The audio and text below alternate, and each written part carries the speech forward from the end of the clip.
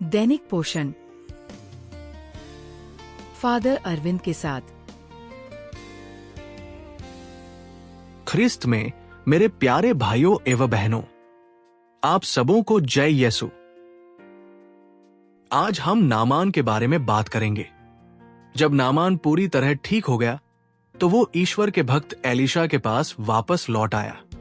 इब्रानी भाषा में वापस लौटने के लिए जो शब्द है शूव, उसका अर्थ केवल रास्ता बदलना नहीं है, बल्कि अपना मन और हृदय बदलना भी है। इसे हम पश्चाताप कहते हैं। नामान को केवल त्वचा की बीमारी से मुक्ति नहीं मिली, बल्कि उसका पूरा जीवन ही बदल गया। असली चमत्कार ये नहीं था कि उसके शरीर के दाग चले गए।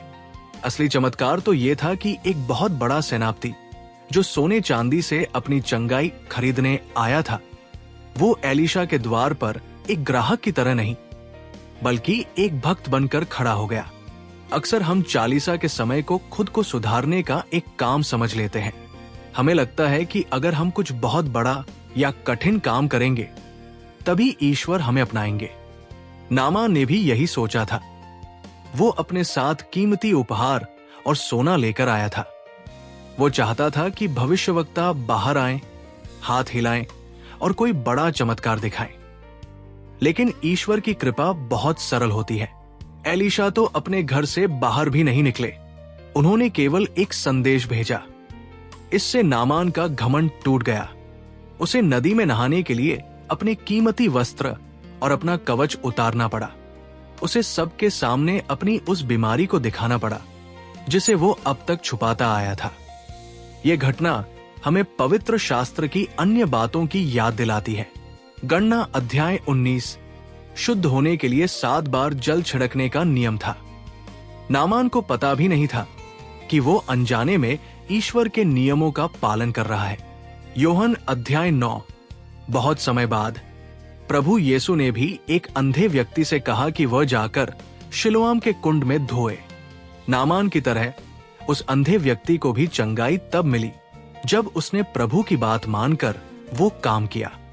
40वें का समय हमारी यरदन नदी है। हम क्या छोड़ रहे हैं ये उतना जरूरी नहीं है।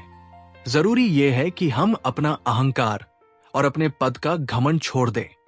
हमें ये मानना होगा कि अपनी बनाई हुई बड़ी बड़ी योजनाओं से कहीं बेहतर ईश्वर की सरल आज्ञा मानना है।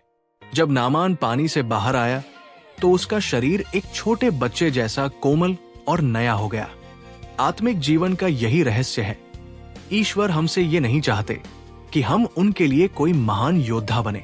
वो चाहते हैं कि हम एक छोटे बच्चे की तरह बने जो पूरी तरह अपने पिता पर निर्भर और शुद्ध हो। सोचिए कि आज आपने कौन सा घमंड का कवच पहना हुआ है। क्या वह आपका कोई पद है या अपनी बात को सही साबित करने की जिद? आज उस घमंड को उतार दें। कोई ऐसा छोटा सा सेवा का काम करें जिसके लिए कोई आपकी प्रशंसा न करे। केवल प्रभु को उसे देखने दें।